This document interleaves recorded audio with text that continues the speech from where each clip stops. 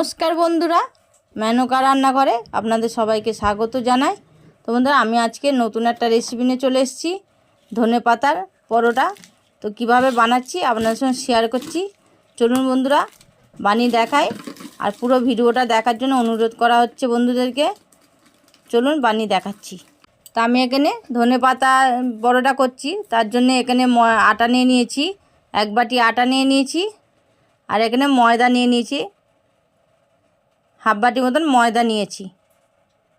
একটু নুন দিয়ে দিলাম, চিনি দিয়ে দিলাম, একটু জোয়ান দিয়ে দিলাম।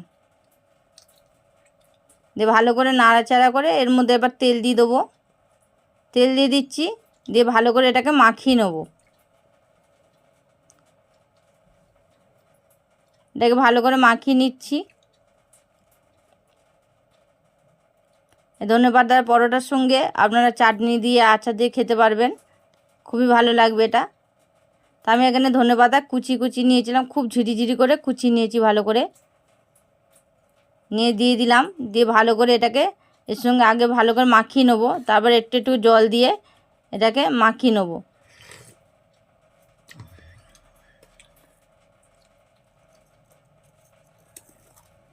এটা একটু জল দিচ্ছি, দিয়ে এটাকে মাখিয়ে নিচ্ছি। দেখুন মাখানো হয়ে এসছে। এবার সামান্য একটু তেল দিয়ে এটাকে 10 মিনিটের জন্যে আমি রেখে দেবো। এভাবে তেল দিয়ে দিলাম, দিয়ে এবার ঢাকা দিয়ে 10 মিনিটের জন্য রেখে দিলাম।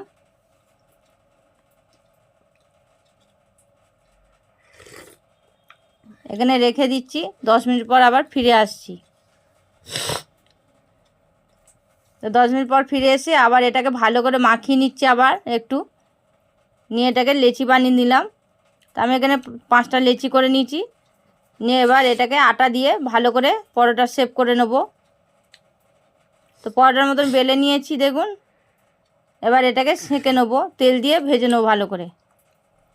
তো তাও বসিয়ে দিয়েছি চাটুর মধ্যে। এবার পরোটাগুলো দিয়ে দিলাম। আগে পরোটাগুলো ভালো করে সেঁকে তুলে নেব, তারপরে এগুলোকে তেল দিয়ে আবার ভাজবো। তাই সব পরোটাগুলো আগে সেঁকে নিয়েছি, তারপরে তেল দিচ্ছি, দিয়ে ভেজে নেবো এটাকে। তো এবার তেল দিয়ে দিলাম, দিয়ে এটাকে ভেজে তুলে নেব।